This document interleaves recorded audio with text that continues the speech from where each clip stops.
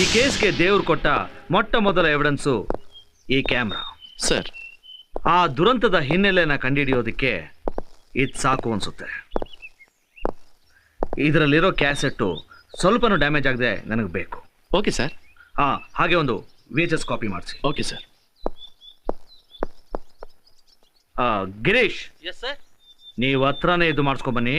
ಆಯ್ತು ಸರ್.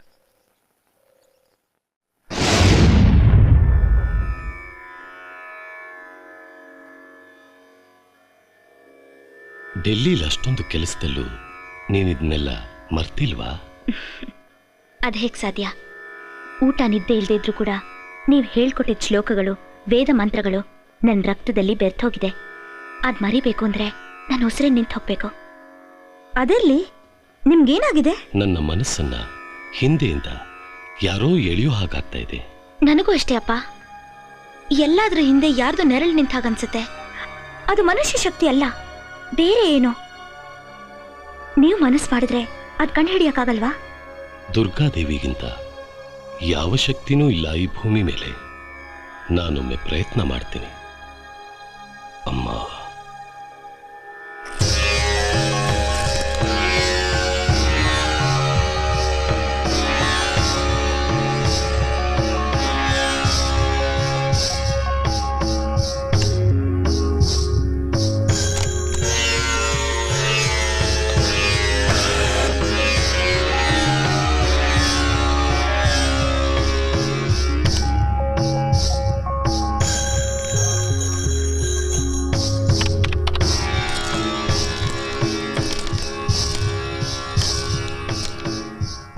ಸಾವಿರ ಸರ್ಪಗಳ ಹಗೆ ಇರುವ ಕಣ್ಣುಗಳು,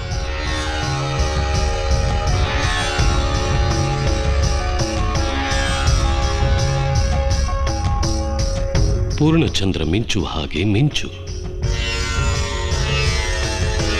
ತುಟಿಗಳು ಕೃಷ್ಣ ತುಳಸಿಯ ಹಾಗೆ ನಿರ್ಮಲ,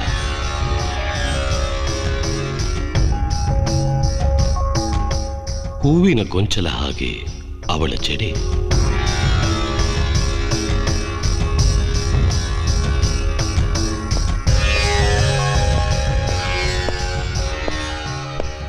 ಹಲೋ ಹಲೋ.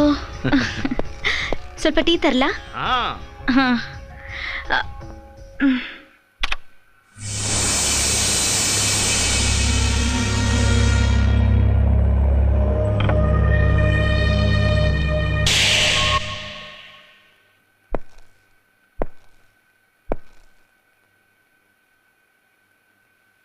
ಅಖಿಲ ಶಿವ,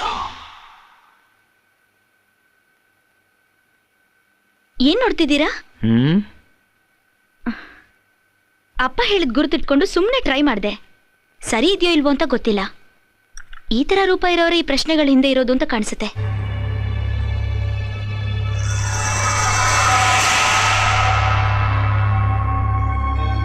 ಭರತ್, ಗಿರೀಶ್ ಬಂದಿದ್ದಾನೆ ನೋಡು.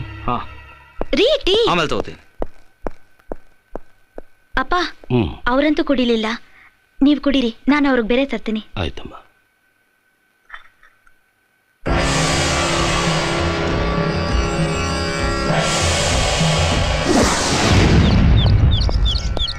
ಭರತ್,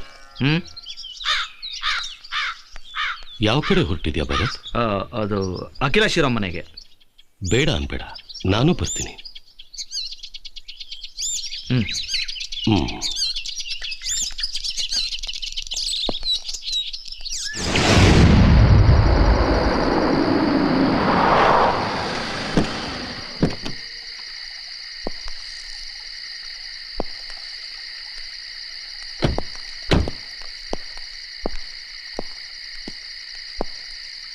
ಭರತ್, ಸ್ವಲ್ಪ ಇರು.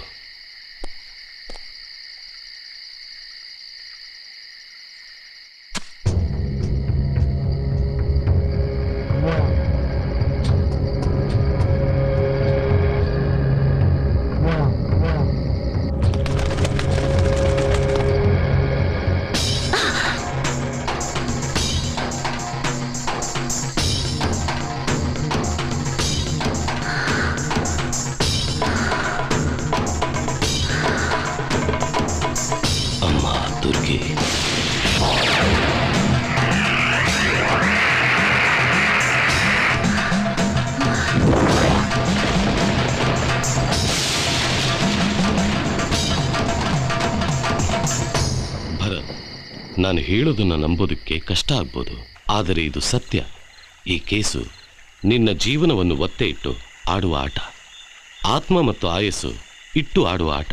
ಮಾವರ್ ಹೇಳ್ತಿರೋದು ಪುರಾಣಗಳಲ್ಲಿ, ಇತಿಹಾಸಗಳಲ್ಲಿ ಕೇಳಿ ಮರೆತ ಒಂದು ಕತೆ ಥರ. ಯೌವನ ಪರಿಪಾಲಿಸುತ್ತಿರುವ ಮಂತ್ರವಾದಿಯವಳು, ಯುಗ ಯುಗಾಂತರದಲ್ಲಿ ಮೊದಲೇ ಮಣ್ಣಾಗಬೇಕಾದವಳು. ಚಿತ್ರ ಪೌರ್ಣಮೆಯಲ್ಲಿ ಮಾತ್ರ ಅವಳ ಶಕ್ತಿ ಕುಂದು ಹೋಗುತ್ತದೆ.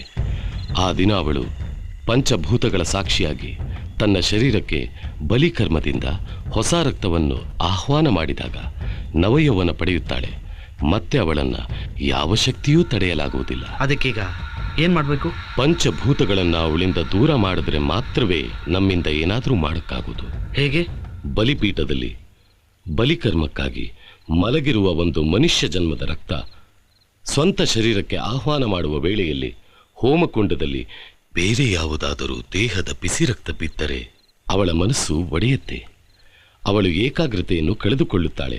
ಆಗ ಮಾತ್ರ ಅವಳನ್ನು ನಾಶ ಮಾಡಲು ಸಾಧ್ಯ. ಹಾಗಾದ್ರೆ ಅವಳಿಗೆ ಸಾವೇ ಇಲ್ಲ ಅಂತ ನೀವು ಹೇಳ್ತಾ ಇರೋದು? ಹಾಗಂತ ನಾನು ಹೇಳಿಲ್ವಲ್ಲ. ಈ ಪ್ರಪಂಚದಲ್ಲಿ ಒಂದು ಜೀವ ಮಿಡಿತವನ್ನು ಆ ದೇವರು ಸೃಷ್ಟಿಸಿದಾಗ ಅದು ಎಲ್ಲಿ ಹೇಗೆ ಕೊನೆಯಾಗಬೇಕು ಅಂತ ಅವತ್ತೇ ತೀರ್ಮಾನಿಸಿರುತ್ತಾನೆ. ಅದು ವಿಧಿ. ಅವಳು ಆ ವಿಧಿಯನ್ನು ದಾಟಿ ಬದುಕುತ್ತಿದ್ದಾಳೆ. ಈ ಭೂಮಿಯ ಯಾವ ಮೂಲೆಯಲ್ಲಿ ಮಣ್ಣಾಗಬೇಕಾಗಿದ್ದಾಳೋ ಅದೇ ಜಾಗದಲ್ಲಿ ಮಣ್ಣಲ್ಲಿ ಮಣ್ಣಾಗಿ ಕೊನೆಯಾಗುತ್ತಾಳೆ. ಇದುವರೆಗೂ ಯಾವ ರೂಪವನ್ನಿಟ್ಟುಕೊಂಡು ಅವಳು ಕಾಲ ಕಳೆದಳು ಅದೇ ರೂಪವು ಅವಳನ್ನು ನಾಶ ಮಾಡುತ್ತದೆ. ಮಿಕ್ಕಿದ್ದನ್ನ ಆ ದುರ್ಗಾದೇವಿಗೆ ಅರ್ಪಿಸೋಣ. ನಾವು ಕಾಯೋಣ ಬರುವ ಚಿತ್ರ ಪೌರ್ಣಮೆವರೆಗೂ. ಚಿತ್ರ ಪೌರ್ಣಮಿ.